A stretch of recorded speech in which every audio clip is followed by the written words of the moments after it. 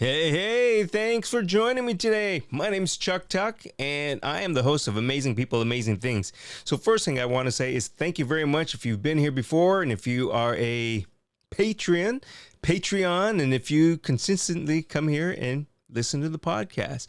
Second thing is if you're new, thank you very much for stopping by, and I hope you find something that's going to be of interest, which I'm pretty sure you will, because this is a place where we're going to have a lot of different topics. Speaking of, today is a returning guest. You just heard him on the last episode number 248.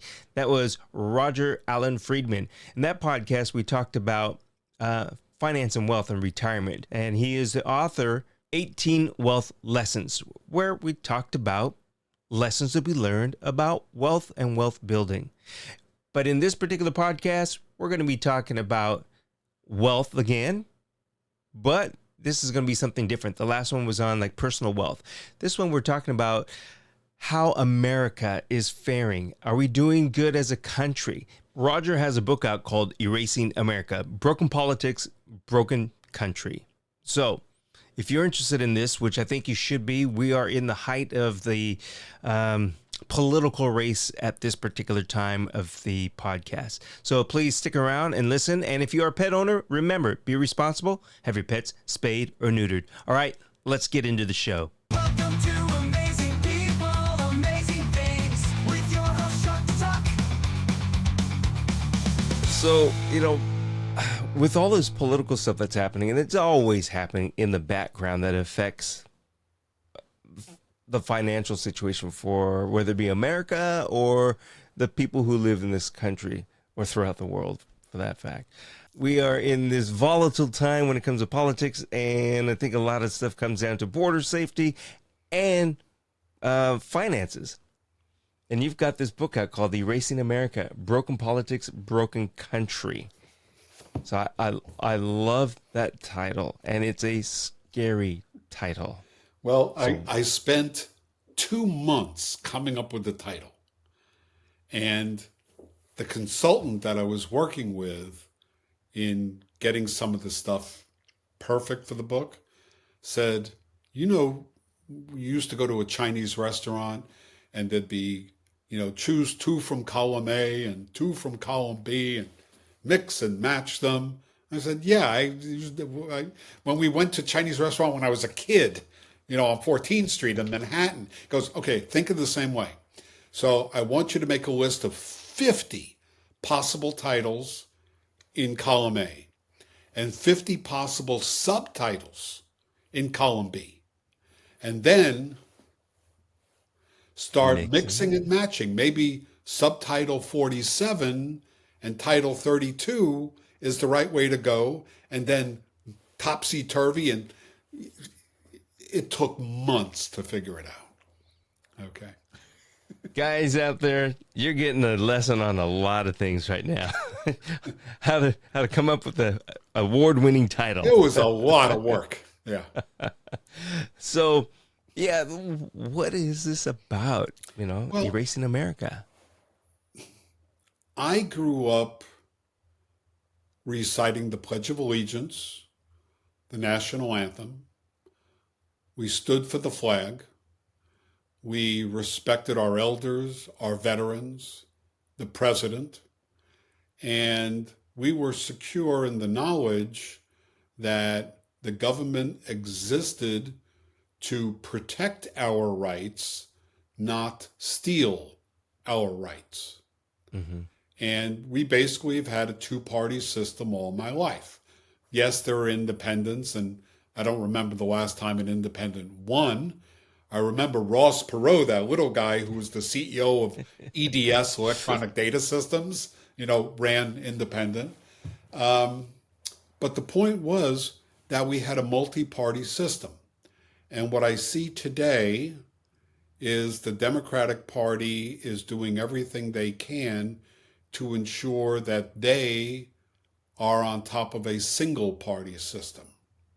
Mm-hmm. And that if they bring in tens of millions of illegals and somehow manage to make them voting citizens over a period of time, they will become so grateful that they will vote Democratic. And maybe we have Puerto Rico and Washington, D.C. become states as well, which are highly Democratic states, which will ensure one party rule for as far as the eye could see. And I don't know about you, but I have a problem with a lot of the policies of the Biden-Harris administration. I see that they are soft on crime. I see that Harris's vice presidential pick, who's the governor of Minnesota, basically told law enforcement stand down during the riots, and billions of dollars of damage was done mostly to small businesses. Okay. I've seen Harris and Biden say the border is secure. And I remember about a week or two ago, I watched a video of Elon Musk who said, I kept hearing the border was secure, and then there'd be videos of people coming across the border, and they said that was nonsense, it was fake news. So he took his private jet, he's a billionaire, I'm sure he has a private jet that he owns, and he went down to the border, and he looked with his own eyes, and he was horrified by what he saw. And he knew that the government was lying to the American people. Add to that, massive inflation. Prices are up cumulatively over 20% at the grocery store. The price of electricity is up.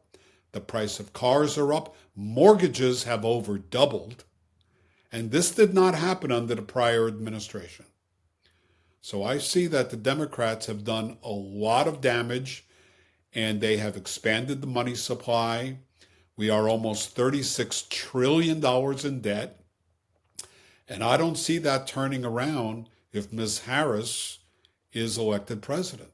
I see more of the same, and that frightens the hell out of me.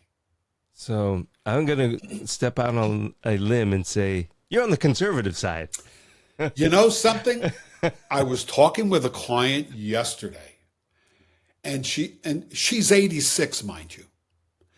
And she said, I'm making plans to go abroad. I'm like, oh, okay, for how long?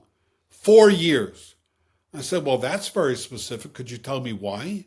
She said, if Kamala Harris gets in, I'm leaving. I get it.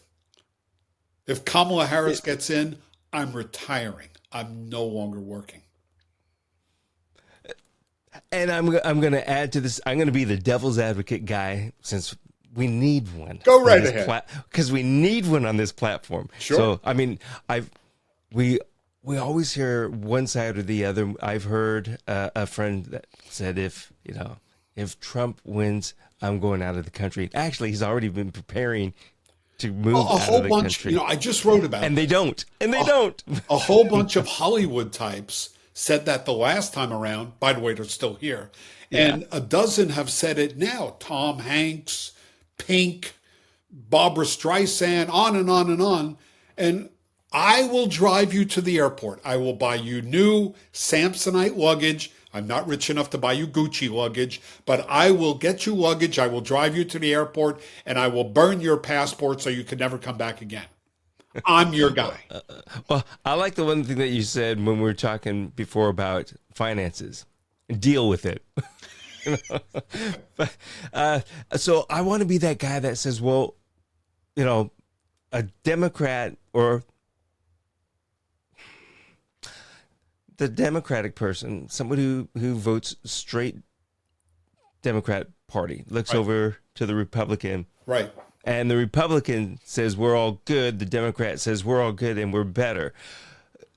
What can you say for the other administration, not the current administration, that needs to do some work to better themselves, to help better ourselves, the country? Well, I think it's a matter of looking what is accomplished.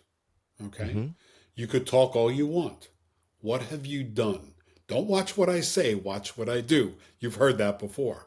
So I know when Trump was president, there were certain things he promised, and there were certain things that he accomplished, and there were certain things that Congress placed obstacle after obstacle in front of him, and he couldn't accomplish. For example, the Southern Wall.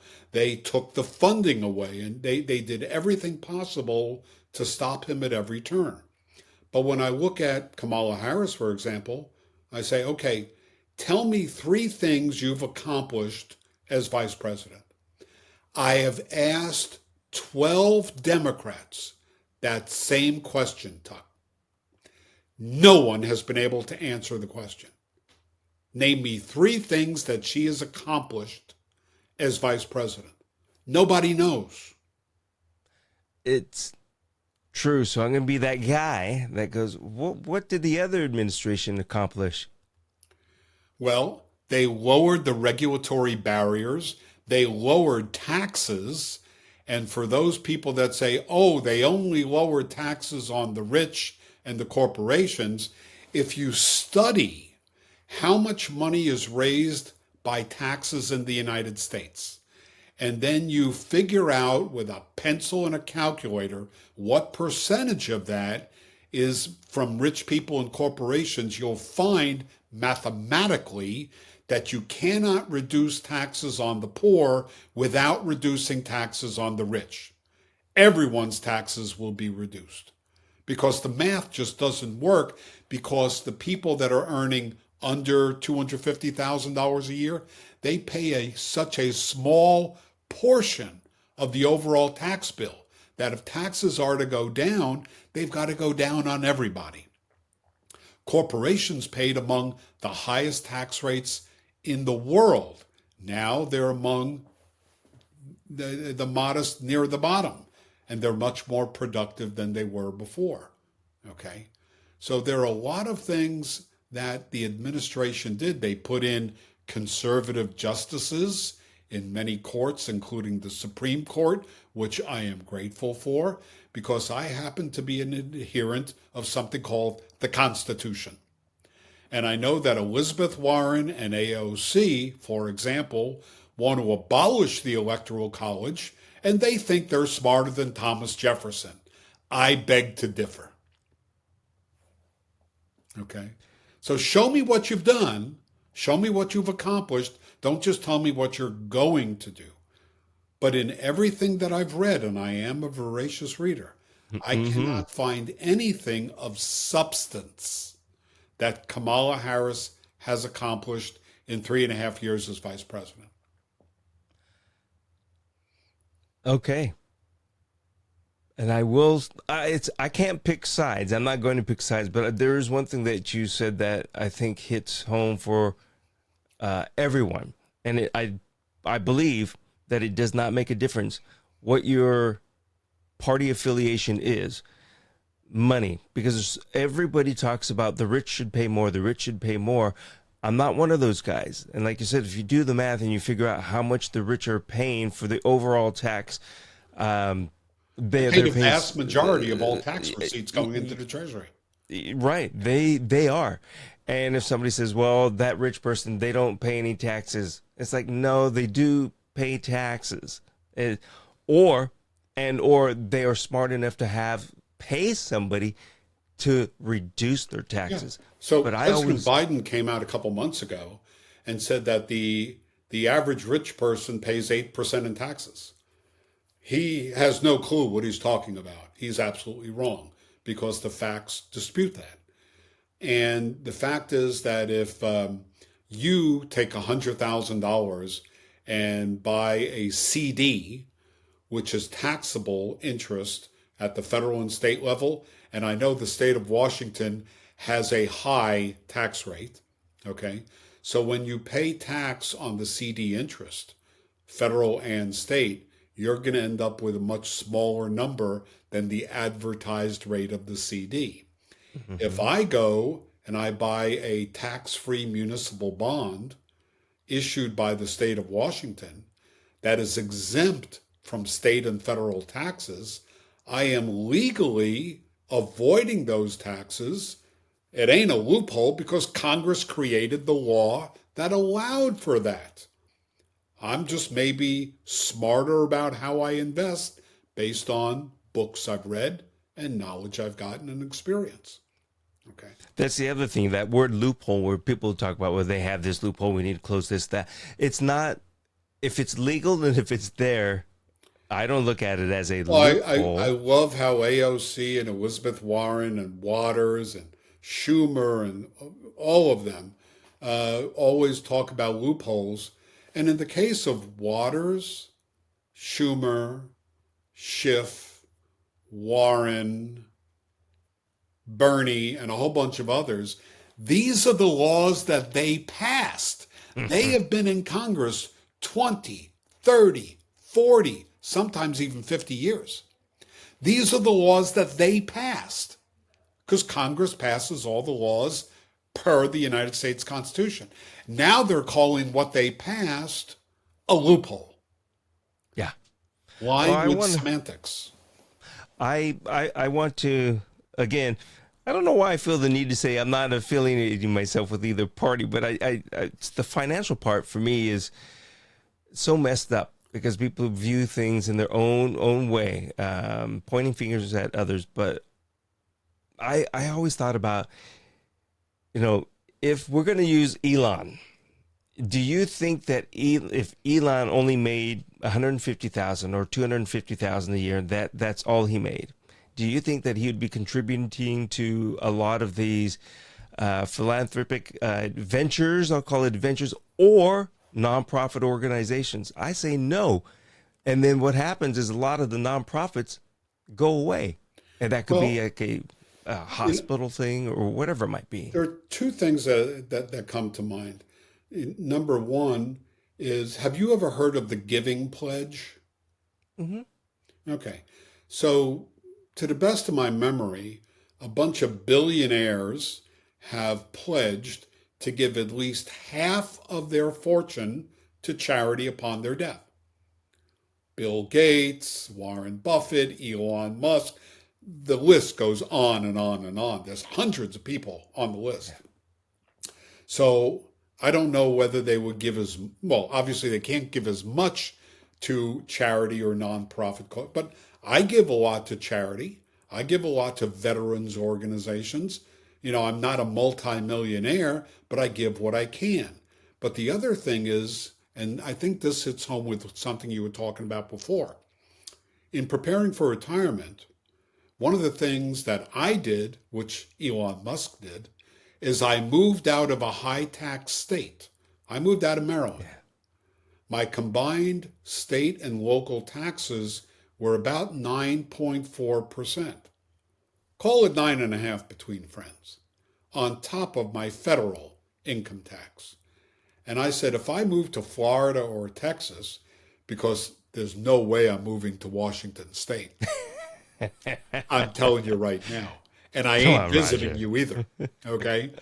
I could immediately slash my tax bill by literally 10%, okay?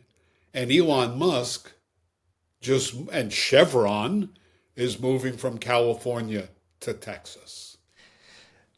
Texas would be great, but boy, I tell you what, their property taxes are like through the roof, it seems Well, my, like. my property taxes are high, but when I look at the fact that I'm paying zero in state income tax, I happily pay the property tax and I kiss the check. Mwah! This is for you, Governor. And I send it off on its way with a thank you note. Okay. How many tax collectors get a thank you note along with the check? Jim Rohn taught me that. Okay. If you live in Texas, You're feeding the goose that lays the golden egg. yeah, That's how I look at it. Okay. it's Roger. There's so much at play when it comes to politics, retirement, finances, and again, you touched it on border. We'll just say border patrol, the lack thereof, or whatever it might be. And the crime that is a result of that, yes. Yeah. We didn't even touch on that. No, man, it's, the important thing to me is financial stability, whatever that might be. Again, I say that because my financial stability might be different from yours. I don't have a darn pool, but I don't think it'd do me any good in Washington Yeah, State. but the other thing is, I see these, I'll gently say millennials, line up at Starbucks and fork over $5, $6, $7, $8 for brown water or something to do with coffee. Meanwhile, I got to tell you, there's a coffee roasting place in Rockville, Maryland, where I used to live. They're called Mayorga, Mayorga. Minority owned. They source everything from all over South and Central America. They're wonderful. They have all the varieties that I like. I've been a client of theirs for 35 years. Wow. And every morning I make a mug, a big ass mug of Mayorga roast. And it probably cost me, I'm going to guess 47, 48 cents. I'm going to do this. Remember the television, well, because we're close enough in age, but remember, oh, the Folgers, the Maxwell, when your parents would buy those big cans. Yeah. And, I grew up in Manhattan, and chock full of nuts for a long time had luncheonettes where you sat at the counter, got a chicken salad sandwich and a cup of coffee. They were all over Midtown Manhattan. I mean, you're right with the millennials, whatever we want to call it. It's amazing where they'll pay that much for something that's I'm going to say insignificant And in I've their written daily about it life. extensively. They spend, pick a number, $2,000 or more on coffee. I spend around, I don't know, 300 for the year. They can make a big part of an IRA contribution. Yeah. Yeah. That's and year after year. that goes back all the way back to what we're talking about with financial planning and retirement is changing your habits, or changing what you do and changing your mind. Yeah, exactly. There's one other point about financial planners that I wanted to make, and this is more qualitative, is that many of the big firms have wonderful people. Small firms do too. But you want to deal with someone who is on a team. And the reason I say that is this goes back 35 years in my own practice, where I had a doctor who was a client, and she always used to say, "Rodger, how are you doing? Are you feeling okay?" And I'm like, what the hell's going on here? She was worried about me and my health because I knew more about her money and finances than she did. And she was worried if I was hit by a bus, I got sick, I was ill, I died, who the heck is going to take over? So when these people operate in a team, then there's more than one person. So if you, Chuck, had a question of your financial planner and they're ill or they're on vacation, there's someone else to help you, not a clerk at a 1-800 number. Yeah. Rodger, the conversations we've had have been fantastic. And I just want to remind the folks that, as far as politics, the political stuff that's happening right now, Rodger has a book out called Erasing America, Broken Politics, Broken Country. But also at the same time, we've got your book on financial wealth. What is it? The 18 wealth lessons that will transform your thinking. 18 wealth lessons. And one other thing that might be helpful, I'm called by many the equal opportunity critic. Okay. And I created a website. It's easier, eocritic.com. And I have my blogs there. I have a newsletter or an update that I send out twice a month. And they could always subscribe to that. It doesn't cost anything. And I send it until they say stop. And it has a lot of what I'm talking about today. And there are videos on there as well. have at it. You know. Rodger, our first conversation, you were saying you're not a funny guy. I get that you have a great sense of humor, so I'm going to say thank you on that. You're very, very welcome. My wife doesn't agree with you. Oh, folks, please check out Rodger's books. Go to the website, EO Critic, not critics, plural, critic.com. Yes. Rodger, thank you very much for this. It's been great. Chuck, thank you. I had a wonderful time. I wish you all the best.